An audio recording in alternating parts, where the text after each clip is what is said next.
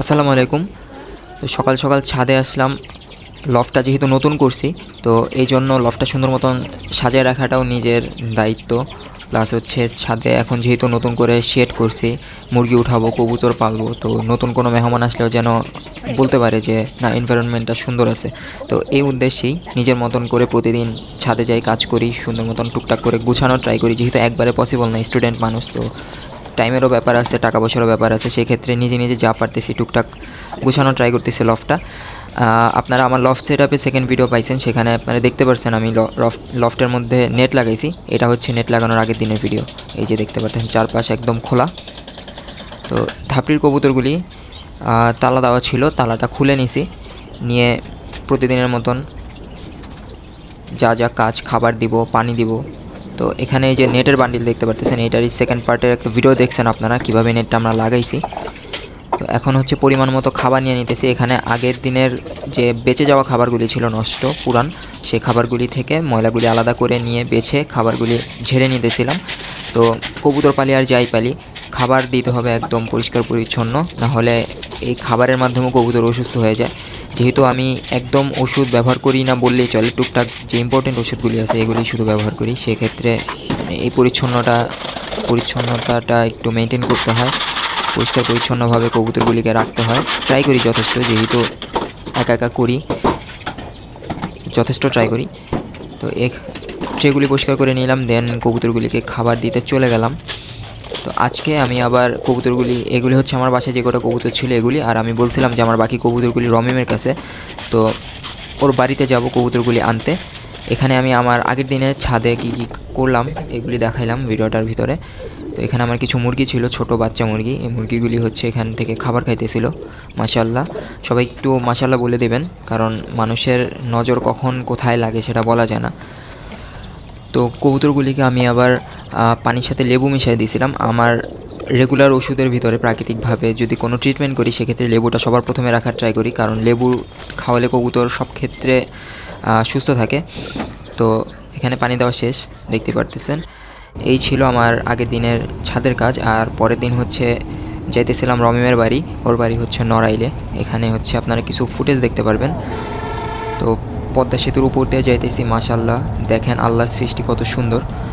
পদ্মা নদীর মাঝখানে চর হয়ে গেছে, যেহেতু শীত শেষ হয়ে গেছে, শীতের সময় পানি কমে যায়। তো চরে দেখেন আপনারা সুন্দর সবুজ হয়ে গেছে, ঘাস গাছপালা উঠে। এরপরে চলে আসলাম ওর গ্রামে পৌঁছানোর পরে ওদের এখানে আবার ভ্যানে করে ওদের বাড়ি পর্যন্ত যাওয়া লাগে। তো এখানে রাস্তার কিছু ভিউ নিয়ে নিলাম আপনাদের দেখানোর উদ্দেশ্যে। তো দেখেন চারপাশ শুধু সবুজ আর সবুজ। তো এটা হচ্ছে রমিমদের বাড়ির একটা মুরগি ছিল, মুরগিটা বাচ্চা নিয়ে ঘুরতেছিল। তারপরে চলে গেলাম রমিমকে নিয়ে ওদের গ্রামে। ওদিন আবার হাট ছিল, তো সে হাটে গিয়ে একটু ঘুরলাম। তেমন কিছু দেখানো ছিল না, তাই বেশি একটা ভিডিও করি নাই, জাস্ট কিছু একটা ফুটেজ নিয়েছি হালকা। দেখেন এখানে কবুতরের বাচ্চা আছে, বড় কবুতর আছে, সব আছে। তারপরে চলে গেলাম ওদের পুকুরে। এখানে পুকুরে হাঁস গোসল করতেছিল, মাশাআল্লাহ খুব সুন্দর হাঁসগুলি। তো প্রথম দিন শুধুমাত্র এভাবে ঘুরেই কেটে গেছিলো, প্রথম দিন কিছু করতে পারি নাই। তো প্রথম দিন নিজে নিজে ঘুরতেছিলাম আর এই যে ছোটোখাটো করে ফুটেজ নিতেছিলাম আপনাদের দেখানোর উদ্দেশ্যে। এগুলি সব দেশি হাঁস, দেখেন কত সুন্দর সাঁতার কাটতেছে। বাড়ির পাশেই যেহেতু পুকুর, তো হাঁসগুলি এভাবে ছেড়ে পালন করে। মাশাআল্লাহ খুব সুন্দরভাবে হাঁসগুলি দেখেন পাখা ঝাপটাইতেছে। এরপরে হচ্ছে পরের দিন সকালে রওনা দেওয়ার আগে মেইন যে কাজ, ওর কাছে কবুতরগুলি ছিল, এগুলিকে এখন একটা একটা করে খাঁচায় ঢুকাইতে হবে। তো খাঁচা পাইতেছিলাম না, অনেক কষ্টে একটা ফলের ক্যারেট ম্যানেজ করতে পারছি। সেই ক্যারেটটার উপরে ঢাকনা রশি দিয়ে বেঁধে দেন কবুতরগুলি একটা একটা করে দেখেন কিভাবে কষ্ট করে ঢুকাইতেছি। কারণ হচ্ছে এই ক্যারেটটাকে আমরা কাটতেও চাইতেছিলাম না, তার পাশাপাশি হচ্ছে ক্যারেট শর্ট, বক্স শর্ট, তো একটা দিয়ে কোনো মতে কষ্ট করে কাজ চালাতেছি। মোট কবুতর আনছি হচ্ছে আপনার 10টা। তো এক্ষেত্রে এখানে নর ছিল হচ্ছে 6 পিস আর মাদি ছিল 4 পিস। এখন যেগুলি ঢুকাইতেছে বক্সের ভিতরে, এগুলি সবগুলি হচ্ছে নর কবুতর। যেহেতু একটা ক্যারেট পাইছি, তো আমরা ভাবলাম যে একটা ক্যারেটের ভিতরে 6 পিস নর একসাথে ঢুকায় ফেলি, তাহলে 6টা ইজিলি জায়গা হবে। তো যেমন ভাবনা তেমন কাজ, সুন্দর মতন সবগুলি ক্যারেটের ভিতরে ঢুকায় ফেলতেছে। আর এখানে যে নটটা মাত্র ঢুকাইতেছে, এটা হচ্ছে একটা কালো গলা সাপচিলা নর। এই নটটারই বাচ্চা এই তো মাত্র যেটা হাতে নিল, সাপচিলা একটা বাচ্চা।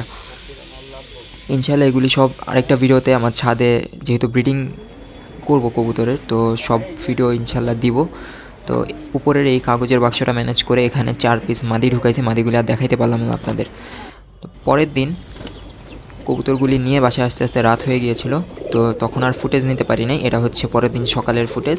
দেখেন আমার মাদির খাঁচায় কবুতর একদমই কম, আর নরের খাঁচায় কবুতর দাঁড়ানোর জায়গা নেই। মোট কথা হচ্ছে আমরা যারা কবুতর পালি আমাদের বাসার সেম একটা প্রবলেম, সেটা হচ্ছে নর কবুতর বেশি থাকে, মাদি কবুতর কম থাকে।